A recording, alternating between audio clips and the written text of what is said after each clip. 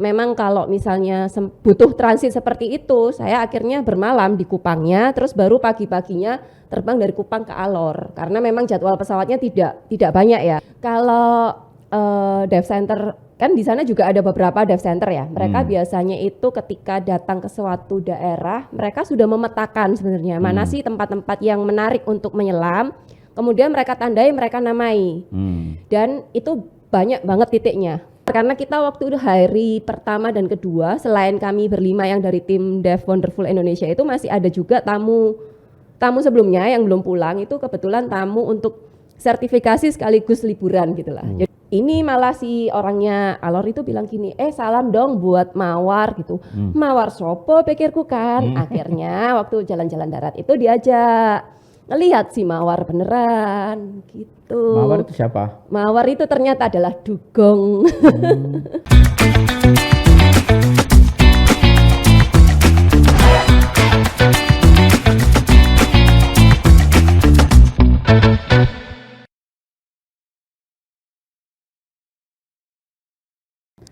Halo semuanya, berjumpa lagi dengan saya Wiu Turanto di podcast Harian Pagi Surya Tribun Jatim Network. Cakap sana, cakap sini. Bicara dengan bicara tentang traveling, memang ada banyak destinasi wisata.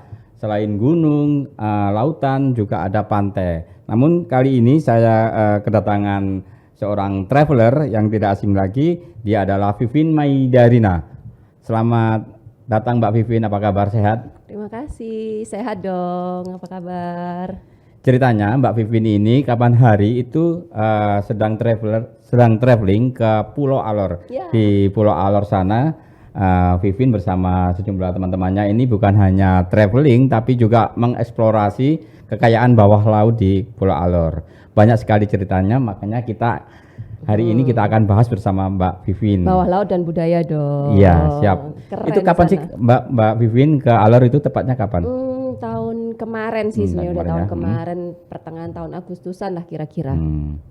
Itu menarik sekali Mbak Vivin ya. Kayaknya saya pernah lihat memang di Alor tuh banyak kekayaan bawah laut yang memang harus dieksplorasi ya. Jadi sebelum ada ajakan ini, dulu salah satu temanku itu bilang kalau misalnya mau diving di Indonesia, jangan sampai melewatkan Alor, itu pesannya. Maksudnya Icipono Alor, karena Alor ini termasuk salah satu surga lah untuk diving gitu. Meskipun banyak tempat lain ya, tapi maksudnya jangan sampai dilewatkan deh. Sebentar, Alor itu di mana sih tepatnya? Nah, Alor, oke, mungkin kita start. Alor itu masih masuk area NTT, Nusa Tenggara Timur. Nah, mungkin Tribuner tahu Labuan Bajo ya. Labuan Bajo itu satu pulau panjang yang ujung baratnya atau ujung kirinya adalah Labuan Bajo itu tadi. Paling kanan ada Maumere. Nah, terus ada pulau-pulau di sebelahnya lagi, itulah Alor di sana. Ada pulau-pulau ini pastinya banyak sekali ya. Ya, salah satunya adalah Alor gitu. Itu kalau dari Surabaya bisa langsung naik kapal, naik pesawat terbang ke Alornya atau gimana itu? Transit dulu, jadi Surabaya lewatnya Kupang, Kupang nanti ke Alor. Jadi dua kali penerbangan ya? Dua kali penerbangan. Jadi Surabaya ke Kupang, kemudian Kupang ke Alor. Ke Alor pesawat lagi, masih bisa pesawat. Surabaya ke Kupang itu hampir 2 jam ya? 1 jam setengah ya? 1 jam lah ya. 1 jam ya. Surabaya Kupang, ya 2 jam. Kalau baliknya mungkin lebih cepat ya. Kemudian Kupang ke Alor? 1 jaman lah. Untuk pesawat nggak susah? Atau setiap hari ada? Kalau yang Kupang Alor mungkin yang agak ini ya jadwalnya, dan kebanyakan jadwalnya ke Kupang ke Alor itu pagi biasanya. Jadi memang kalau misalnya butuh transit seperti itu, saya akhirnya bermalam di Kupangnya, terus baru pagi-paginya terbang dari Kupang ke Alor, karena memang jadwal pesawatnya tidak banyak ya. Tidak banyak, cuma sekali tadi cuma ya. sekali, dan belum tentu tiap hari gitu kan. Kadang kalau misalnya memang cuaca tidak memungkinkan atau memang tidak banyak penumpang, bisa jadi digeser. Itu pesawat jenis apa itu? Pesawat yang besar atau yang kecil, yang medium lah ya, medium. Yang baling-baling itu ya, ya kan? Baling-baling bambu. Jadi dari Kupang ke Alor ini masih naik pesawat lagi. Dengan jarak sekitar 1 jam ya. Kemudian di Alor itu ada apa aja sih di sana itu? Nah, kalau Alor itu kan lebih banyak itu tadi ya, terkenalnya adalah salah satu surga untuk menyelam gitu. Bawah lautnya cakep, clear banget, bening banget. Nah, tapi selain itu banyak budaya-budaya yang menarik yang bisa kita gali gitu. Salah satunya adalah tenun, terus kemudian kalau Tribuner juga tahu kacamata selam yang orang kenalnya adalah yang bikin masyarakat Bajo. Nah, di sana juga ada gitu kacamata selam yang dari kayu gitu. Oh iya. Ini apa yang dari tangkainya yang dari kayu? Apa itu ya, pinggirannya ini loh kan gini, pinggirannya ini kayu, bingkainya ya, bingkainya kayu, tengahnya tetap kaca. Frame-nya ini dari kayu berarti belakangnya ya. ini kayak karet biasa. Karet gitu. biasa ya. Oh di sana, karena Di memang sana juga bikin. disediakan memang salah satu Alor ini salah satu destinasi wisata bagi yang olahraga air ini ya, wisata air ya kan. Ya. Dan penduduknya di sana kan juga ya karena laut ya pasti nangkap ikan gitu kan. Nah mereka nangkapnya kan pakai sistem yang bisa dibilang sehat lah ya, pakai bubu. Nah pas nyelam kelihatan tuh bubunya gitu. Jadi mereka juga ngelihat bubunya, ngecek bubunya kan ya pakai semacam kacamata kayak selam itu tadi. semacam kayak jaring-jaring atau kayak keramba gitu. Kayak keramba dari keranjang rotan yang ditinggalin di dalam gitu. Tapi kayak ada jebakannya gitulah ya. Tapi semuanya dari rotan. Itu ngomong-ngomong kamu sendirian atau rombongan sih ke Alor itu? Berlima sama timnya Dive Wonderful Indonesia. Ini salah satu tim apa namanya Tim selam yang ada di Surabaya lah ya, Jawa Timur area gitu kan. Terus kita sama-sama yuk dolan berkunjunglah kita ke Alor gitu. Hari pertama di Alor ngapain? Loh langsung nyelam, Bus. nggak pakai lama. Beneran ini. Jadi hari kan kalau transitnya kan sempet istirahat semalam di Kupang, tapi besok paginya nyampe di Alor kan karena penerbangan pagi otomatis siang makan siang, habis makan siang yuk masuk. Jadi hari pertama udah langsung menyelam. Siang gitu ya? Jaraknya jauh nggak dari tempat menginap ya? Jadi kalau Alor itu ibu kotanya di Kalabahi, itu kota besarnya. Nah tempat dive center dan resortnya itu kita pakai Nautica Dive Alor, itu kira-kira setengah jam lah ya dari pusat kota. Jauh ya. Nah dari situ, belakangnya biasanya kalau mereka dive center dan resort itu belakangnya udah laut. Nah itu pakai kapal keliling dengan kapal itu ke pulau-pulau titik mana yang mau kita selami gitu. Jadi ya jaraknya ya kurang lebih ada yang 15 menit, ada yang setengah jam, ada yang 1 jam tergantung kita mau ke titik pulau mana karena kan banyak sunset yang bisa kita kunjungin gitu. Masih ingat nggak waktu itu berapa pulau yang disinggahi? Kemudian berapa sih itu memang untuk rencananya mencari tempat-tempat survei atau apa sih ceritanya? Itu memang untuk eksplorasi juga. Kalau dive center kan di sana juga ada beberapa dive center ya. Mereka biasanya itu ketika datang ke suatu daerah, mereka sudah memetakan sebenarnya mana sih tempat-tempat yang menarik untuk menyelam. Kemudian mereka tandai, mereka namai. Dan itu banyak banget titiknya. Jadi sebenarnya seminggu itu enggak cukup, 2 minggu pun enggak cukup sebenarnya. Itu mereka yang menemukan pertama mereka, mungkin ya. Maksudnya gantian lah ya. Misalnya Mas Wiwit nemuin ini, kita namain yuk. Nanti aku nemuin ini, namain yuk. Nah itu tapi udah sejak dulu kala ya, sehingga sekarang kita tinggal menikmati titik-titik itu mana aja gitu kan. Nah ya kalau kalau misalnya tergantung kunjungan kita mau datang berapa hari ya udah kita dipilihin titik-titiknya yang mana gitu. Oh, di sana sudah ada ini ya, semacam kayak guide-nya sudah ada ya. Hari ini kita kesini. Ya, sudah ada guide lokalnya yang paham bener daerah sana karena kan ya juga harus ngecek kayak misalnya arusnya lagi kemana nih kayak gitu atau suhunya oke enggak nih atau misalnya cuacanya mendukung enggak gitu ya. Terus atau baiknya kalau misalnya anginnya dari sini ke sini baiknya kita hari ini ke titik A, B, C dulu. Enggak bisa kalau dibalik nih nanti begini begitu. Nah, itu mereka yang paham karena mereka udah sehari-harinya di sana kan. Wah, seru juga ini ternyata. Itu berapa sehari berapa tempat, berapa titik itu? Terus berapa hari di sana? Nah, total berapa titik itu? Nah, ini gilanya kalau kita udah emang rencana dari awal trip menyelam, ini rata-rata nih, nggak usah sama tim ini ya, sama tim manapun itu biasanya kita pasti 1 hari kalau bisa itu 3 kali menyelam minimal. 3 titik. Memaksimalkan istilahnya ya rakus ya, maksudnya mumpung ke sana ya udah 1 hari itu kita maksimalkan. Kita bisa menyelam kalau bisa 5 kali dah nyemplung. Baju selam ini nggak sampai kering ya. Jalan ke titik lagi gitu ya. Iya, biasanya kan memang antar penyelaman 1 ke penyelaman kedua memang wajib untuk istirahat minimal 1 jam. Nah, dive 1 ke dive 2 ini nggak sampai kering, paling nyemil-nyemil di kapal gitu. Fasilitasnya lengkap sih memang Nautica, disediain puding, sediain apa macam-macam. Terus ntar habis dive kedua balik nih ke resort makan siang. Terserah mau ganti, mau tetap baju selamnya mau nempel di badan terserah. Makan kenyang nyemplung lagi dive ketiga. Kalau kuat ya udah malam lanjut lagi. Tapi enggak sih, rata-rata kita 3 kali udah cukup, udah bahagia.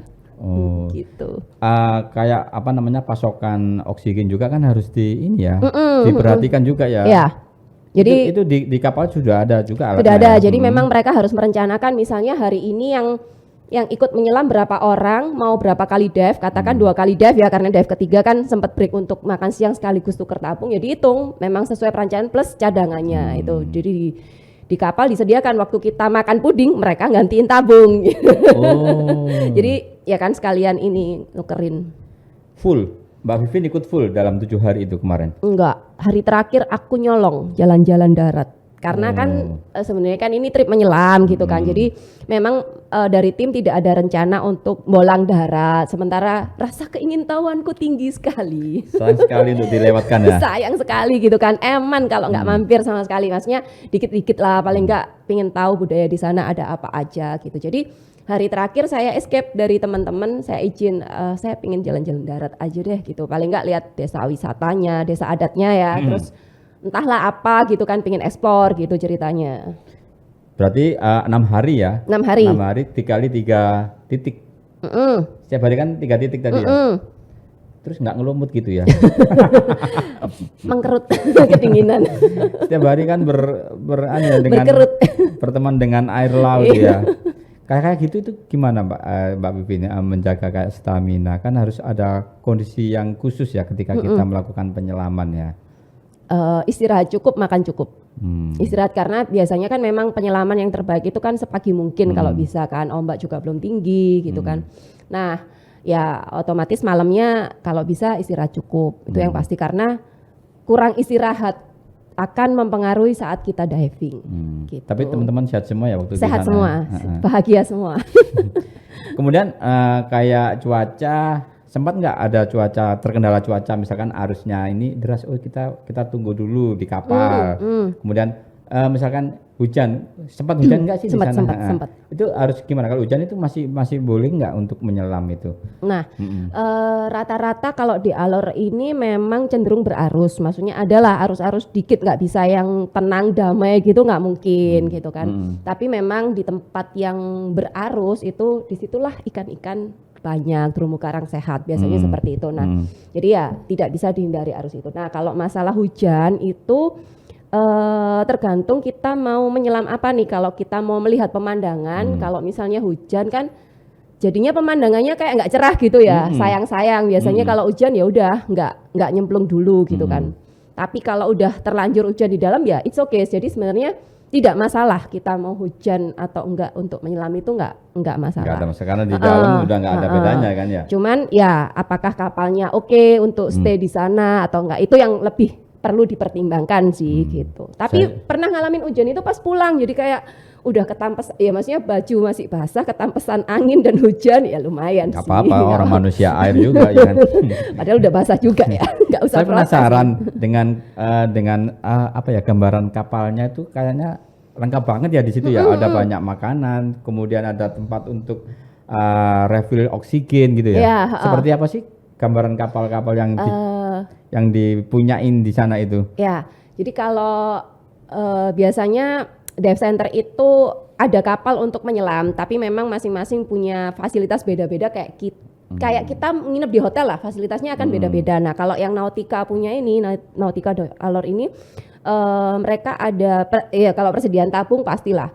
Terus fasilitas seperti handuk, kemudian cemilan kan penting, air hangat. Jadi air hangat plus minuman hangat. Jadi antara dive pertama, dive kedua, di mana yang notabene di sana juga selain berarus tadi ya, dingin karena kita rata-rata itu 30 itu posisi nyaman kita menyelam. Jadi jangan disamakan dengan udara AC ya, karena air itu 26. Wih. Jadi kalau mereka bilangnya sejuk, wah itu berarti mulai dingin ya. Maksudnya biasanya kan ada briefing nih, oke kita hari ini akan menyelam di set begini, topografinya begini, udaranya sejuk. Oh bahaya nih kalau sejuk dingin.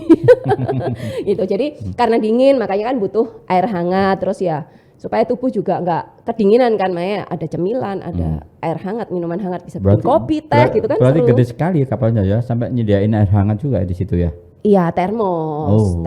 Pikirin ini air shower gitu. Enggak. Kalau shower enggak. Tapi kalau misalnya mau siram air bersih boleh lah, bisa. Besar, lumayan besar. Karena kita waktu itu hari pertama dan kedua, selain kami berlima yang dari tim Dev Wonderful Indonesia itu masih ada juga tamu sebelumnya yang belum pulang. Itu kebetulan tamu untuk sertifikasi sekaligus liburan gitu lah. Jadi gabung sama mereka seru-seruan. Iya. Gitu. Kemudian ada nggak di sana itu yang keunikan atau ciri khas daripada tempat yang di sekitaran Alor dan sekitarnya yang nggak ada di tempat lain, yang hanya ada di sana? Misalkan kayak tadi apa? Oh, bubu ya. Jadi kalau terumbu karang kayak ikan-ikan gede bisa lah ya kita temuin di tempat lain. Emang ini surganya clear banget, cerah banget gitu. Tapi serunya adalah ketika masuk terus melihat ada bubu, jadi seneng kan, ada bubu, foto bubunya atau foto bersama bubunya gitu. Dan karena di sana sehat banget, jadi bubunya itu nggak yang apa bahasanya geletaan sendirian kosongan gitu nggak, tapi bubunya itu ada di sekitar terumbu karang gitu. Memang milik nelayan ya itu ya? Milik nelayan, milik warga. Dia ya. tinggalin di titik-titik itu, bahkan kalau misalnya kita mampir ke salah satu desa bisa ngelihat proses. Maksudnya mereka bikin pakai rotan itu bubunya itu. Ikan apa yang khasnya? Untuk dimakan ya? Waduh, kalau yang dimakan saya nggak nanya. Semua tak makan ya. Efek lapar ya kalau dingin ya. Jadi kalau Ikan laut, yang di dalam itu biasanya musiman sih katanya. Maksudnya gini, kalau ini sampai ini tuh banyaknya ikan ini sampai ini, cuman nggak terlalu hafal. Ya maklum karena pemakan segala itu tadi. Itu hari pertama sampai ke-6 ya. Hari ke-7 jalan darat. Apa masih di seputar Sika atau meloncat ke pulau yang lain itu? Yang hari ke-7 itu. Jadi kan itu kan satu pulau gede gitu, Pulau Alor Besar ya tempatnya. Yang Kalabahi itu di Alor Besar. Nah, waktu diving pun sempat mampir sebenarnya. Jadi kan tadi kan ada Dev 1, Dev 2, terus istirahat makan siang Dev 3. Nah, pulangnya kalau misalnya masih belum gelap gitu kita mampir jalan-jalan. Belum capek gitu ya. Belum capek, masa pingin hahaha. Mampir kita salah satunya ke Pulau Ternate. Bukan Pulau Ternate ya, Pulau Ternate. Oh, bukan Ternate yang Tidore. Bukan. Itu hari ke-7 itu, Vin? Enggak, itu salah satu hari di tengah-tengah kita diving lah ya. Lupa hari masih ada waktu ya. Masih ada waktu. Kita mampir yuk, mampir. Nah, di sana itu ternyata perkampungan yang menjual tenun. Jadi ibu-ibunya menenun langsung dan dipajang langsung depan rumahnya. Ada sih yang dipajang di kayak depan pantai gitu, kayak jemur. Kayak jemur baju, tapi itu pajangan jualan mereka untuk dijual gitu kan. Ada yang di depan rumahnya. Jadi di sana bisa langsung kalau kita deketin tenunnya gini, mereka udah tahu ini tenunnya si ibu ini, mereka yang akan datengin kita. Mau nawar berapa. Dan di sana memang jauh lebih murah daripada yang udah dijual dibawa ke kota ya. Tradisional gitu. banget ya. Tradisional banget. Bahkan saya sempat videoin ibunya yang masih nenun. Jadi sore-sore gitu mereka ya sambil tunggu tamu orang beli atau apa ya, mereka sambil nenun gitu. Nanya enggak itu satu lembar kainnya berapa hari selesainya itu? Macam-macam. Enggak sampai sih. Paling ya seminggu gitu. Macam-macam karena mereka ada yang bikin ada yang untuk selendang, ada yang meteran yang lebar banget kayak sarung gitu kan. Gitu. Ini kain dari Alor juga ini kayaknya. Flores Papua saya padukan tapi bukan dari Alor. Waktu di Alor aku nggak bawa duit cash. Padahal kan itu habis diving, biasa kan kalau diving cuman bawa handphone buat foto-foto. Jadi ya udah cuman kan bagus ya, ambil dulu besok. Gak ada QRIS. Iya sebenarnya bisa sih, tapi kan aku tidak mau merepotkan. Alah. Terus ya itu tadi jalan-jalan darat ada lagi. Jadi selain itu ada ini malah si orangnya Alor itu bilang gini, salam dong buat Mawar gitu. Mawar sopo pikirku kan. Akhirnya waktu jalan-jalan darat itu diajak ngelihat si Mawar beneran gitu. Mawar itu siapa? Mawar itu ternyata adalah dugong. Dugong itu kan kayak ini ya, kayak apa itu? Kayak Putri Duyung gitu ya, yang buntutnya kayak Putri Duyung. Jadi memang dugong itu ya orang kenalnya Putri Duyung ya, itu wujudnya adalah dugong sebenarnya. Nah, buntutnya gitu tapi badannya ya cenderung bukan gendut juga ya memanjang gitu, hidungnya agak mirip-mirip kayak kuda Nil mungkin ya. Nah, yang di Alor ini ada satu yang memang terkenal dari dulu, si mawar ini, dia adanya di Pulau Sika. Jadi memang kita nanti melipir ke salah satu daratan di yang alor besar itu tadi, melipir terus nanti kita naik kapal untuk menuju ke pulau itu. Sendirian dia? Kasiannya dia sendirian. Mawar. Jadi katanya si warga lokal di Mawar sana. ini nama samaran apa? Mawardi nama aslinya. Ternyata loh ini karena habis tanya juga. Jadi di sana dulu itu dia pasangan betina jantan. Ternyata betinanya udah meninggal, mati. Tinggallah si Mawardi ini sendirian di sana. Nah dia karena itu kan pulau terus ya banyak sih apa makanannya dia kan kayak rumput-rumput laut gitu loh. Nah makanannya sih cukup, cuman pasangannya nggak ada. Jadi biasanya memang kalau ada kapal pengunjung, ini pengunjung diver maupun non diver ya, memang udah sering untuk mengunjungi dia untuk ngelihat ngelus-ngelus gitu. Nah biasanya kalau ada pengunjung dia memang nempel-nempel ke kapal gitu. Harapannya Beneran butuh dipeluk, butuh apa? Ini ya, minta apa kayak makanan gitu? Enggak, dia lebih kayak butuh pelukan. Ini beneran ini ya. Butuh pelukan, butuh dielus, butuh ya kayak gitu. Ya. Nah, dulu itu orang bebas, pengunjung bebas untuk nyemplung ya, maksudnya kan kepengen ya kayak gitu. Selam gitu nyemplung juga. Nggak usah nyelam tapi nyemplung terus ngelus-ngelus dan sebagainya. Cuman gitu ya. karena si dugongnya ini juga agresif gitu kan, khawatirnya itu orangnya kalau misalnya dipeluk beneran kan dia kekuatannya lumayan nih. Oh gitu. Nah kalau misalnya si pengunjungnya nggak biasa kan takutnya juga panik terus menimbulkan celaka kan. Akhirnya memang tidak dibolehkan untuk turun ke air saat melihat si mawar. Jadi aku bisanya ngelus dari kapal aja gitu. Tapi dia memang menghampiri kapal ya? Pasti, dia kalau misalnya dengar suara kapal itu dia kayak ya pengen dipeluk. Jadi kalau sekarang nggak ada orang yang masuk kapalnya yang dipeluk. Itu jauh dari daratan untuk ketemu Enggak, si dugong deket itu? aja. Cuman memang nungguinya memang nggak bisa yang datang terus dia langsung kita datang dia langsung muncul enggak ya. Kayak diem dulu kita di kapal nungguin kira-kira pergerakannya di mana. Tapi kan ya memang areanya segitu aja. Jadi kita tungguin. Kayak gitu aku nungguin biasanya- satu jam sih kira-kira. Itu kayaknya biasanya apa si masih apa mualim kapal ini biasanya dia punya cara tersendiri ya untuk enggak, jadi memanggil ya.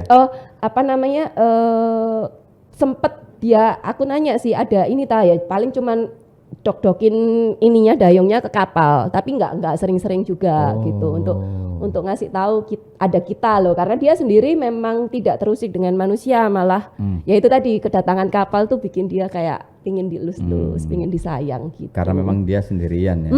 Butuh tati tayang emang.